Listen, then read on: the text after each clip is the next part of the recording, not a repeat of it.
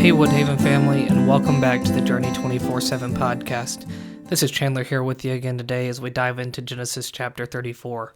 Now, just remember, as I told you yesterday as we finished up the podcast, that today's content was going to be a little bit just harder for us to talk about. So kind of like we've talked about with when we were talking about Sodom and Gomorrah, if you are in the car with kids, maybe just pause it and come back to this later, just as there's some content that's not quite suitable for younger ears. And in this chapter, it opens up with Dinah, or Dinah, depending on how you pronounce it. Dinah is a lot of times how it's said in the English language, but there is a belief that actually in the Hebrew it was probably pronounced Dinah. So either one you could use. But Dinah was Jacob's daughter by Leah. And we see in verse 2 that Shechem, it says, saw her and seized her and lay with her and humiliated her.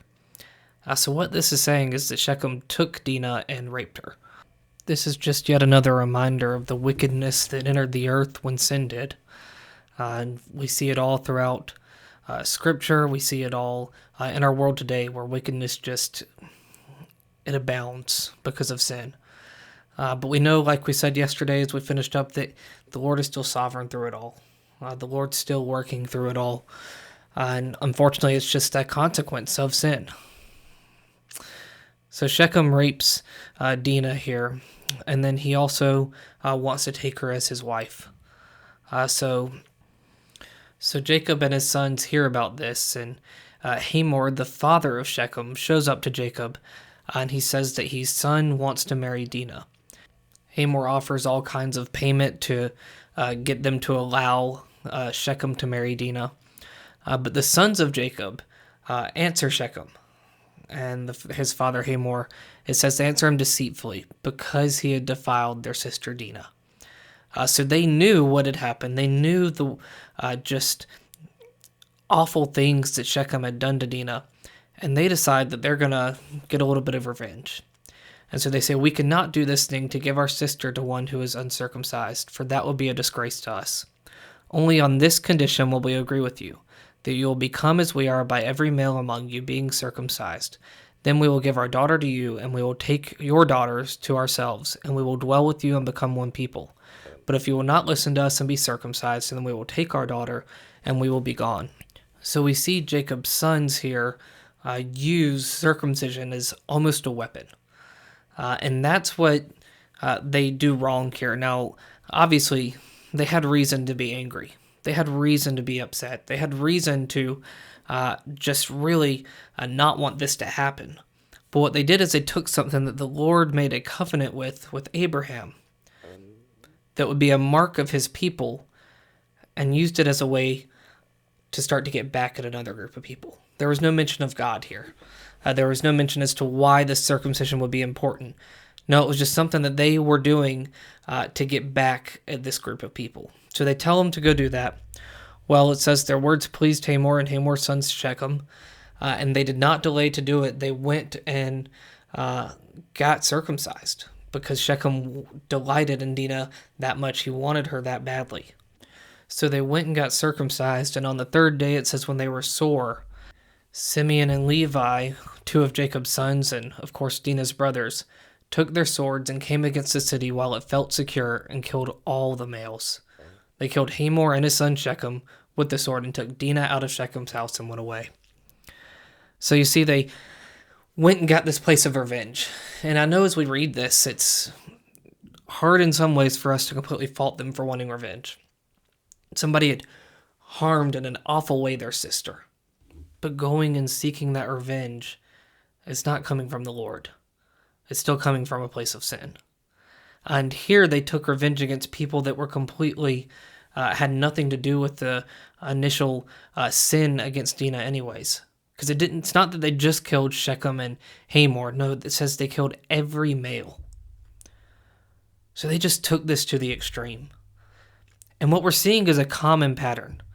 That sin leads to more sin.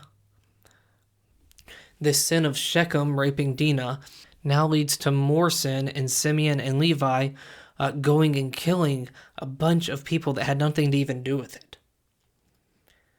Sin leads to more sin. We must fight sin at all times. We'll finish out this chapter with Jacob realizing what's happened, and he says, "Then Jacob said to Simeon and Levi, 'You have brought trouble on me by making me stink to the inhabitants of the land.'" He says, "You've brought trouble on me." He's not even, we don't know for sure that he wasn't angry about the fact that they went and committed this sin, but we do know that he's angry about the fact that he thinks it's going to make things harder on him. It's going to put him potentially in danger. He says, "My numbers are few, and if they gather themselves against me and attack me, I shall be destroyed, both I and my household." But they said, "Should he treat our sister like a prostitute?" So you see that this started from a place where there was some righteous anger here by Simeon and Levi. They were right to be angry. They were right to recognize this injustice. They were right to realize just this pain and this sin that Shechem's actions caused. But they did not respond to that anger in the right way. And in turn, what happened here was it led to them sinning. And then in Jacob's eyes, it's also saying that you've put us in more danger.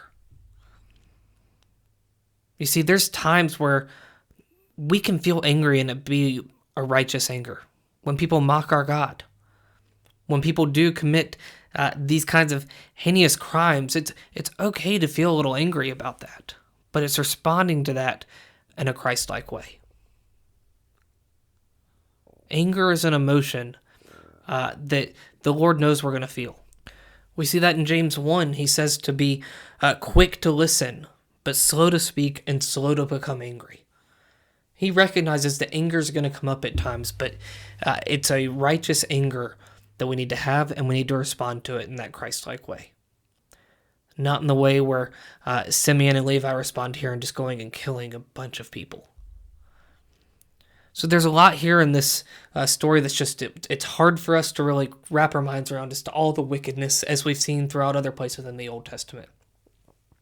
But the Lord is still speaking to us through it. And there's ways that we can apply it to our lives, even though hopefully we're not running into a scenario similar to this.